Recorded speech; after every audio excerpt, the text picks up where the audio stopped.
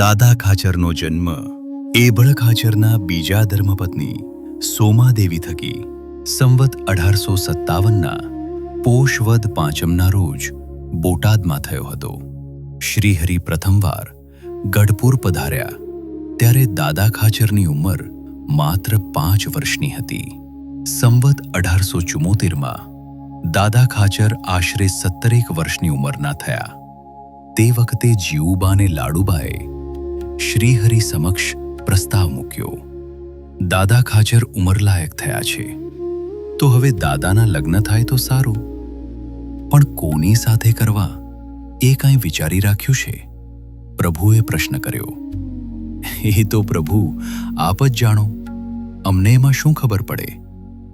અમને તો એમ લાગે છે કે માત્રા ધાધલની દીકરી કુમુદબા બહુ જ ગુણિયલ છે. એમના હૈયે ભક્તિ ઠાંસી ઠાંસીને ભરી છે, એટલે એ જોડી સારી જામશે. શ્રીહરિનો આ પ્રસ્તાવ સૌને પસંદ પડી ગયો, પરંતુ દાદા ખાચર તો હઠ લઈને બેઠા હતા કે મારે પરણવું જ નથી, કારણ કે એ નાના હતા ત્યારથી જ પ્રભુના ખોળે રમ્યા હતા, સંતોનો સહવાસ પામ્યા હતા. અરે બહેન જીવુબા, લાડુબા પાસેથી પણ વૈરાગ્યની વાતો સાંભળી હતી. એ શું પરણવાની હા પાડે?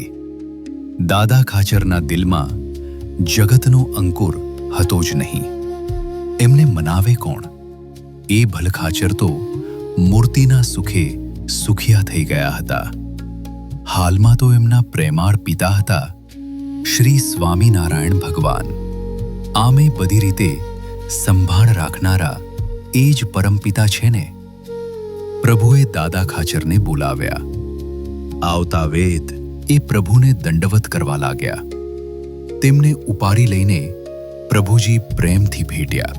દાદા ખાચર તો જાણી જ ગયા હતા કે પ્રભુએ મને આ નિમિત્તે બોલાવ્યો છે, એટલે મોઢું નીચું રાખ્યું હતું. પ્રભુએ બંને હસ્ત વડે તેમનું મોઢું ઊંચું કરીને નયનથી નયન મિલાવ્યા. દાદાના માથે કોમળ કર ફેરવતા બોલ્યા, તું એભળ બાપુનો એકનો એક દીકરો છે. તારા વૈરાગ્યને હું સમજું છું, પણ એભળ બાપુની કુળ પરંપરા લુપ્ત થઈ જાય એવું મારે થવા દેવું નથી. દાદા ખાચરને માથે ધર્મ સંકટ આવ્યું. એમણે વિનવણી કરી, હે મહારાજ, લગ્ન કરવામાં તો પારાવાર દુઃખ છે. આવા પારાવાર દુઃખથી બચવાનો એ જ ઉપાય છે કે લગ્ન જ ન કરવું, જેથી કોઈ પણ પ્રકારની ઉપાધિ વિના સુખેથી આપની સેવાનો લાભ લઈ શકાય. શ્રીહરિ કહે, દાદા, અમારી મરજી છે કે તમે લગ્ન કરો. પ્યારા પ્રીતમનો સ્પષ્ટ આદેશ થયો એટલે દાદા ખાચર કાંઈ પણ આગળ બોલી ન શક્યા. બંને પક્ષે નિર્ણય લેવાયો ને ધામધૂમપૂર્વક દાદા ખાચરના લગ્ન સંપન્ન થયા. લગ્ન બાદ શ્રીહરિએ દાદા ખાચરને હાથ ધરણું માગવાનું કહ્યું. આ તો દાદા ખાચર, જેવું નામ તેવા ગુણ. દાદા એ તો દાદા, એ તો દેવામાં જ સમજે, લેવામાં નહીં.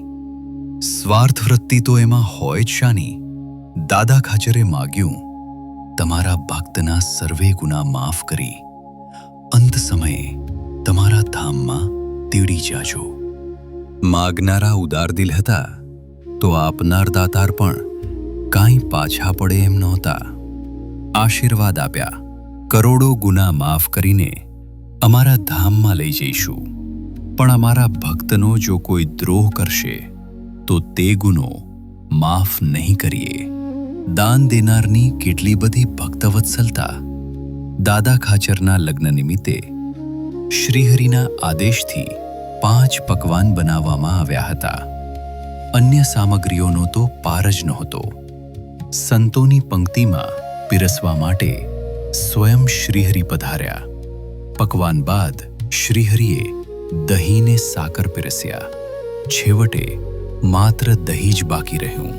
તે લઈને પંક્તિમાં ફરતા ફરતા શ્રીહરિ મહાનુભાવાનંદ સ્વામી પાસે આવ્યા.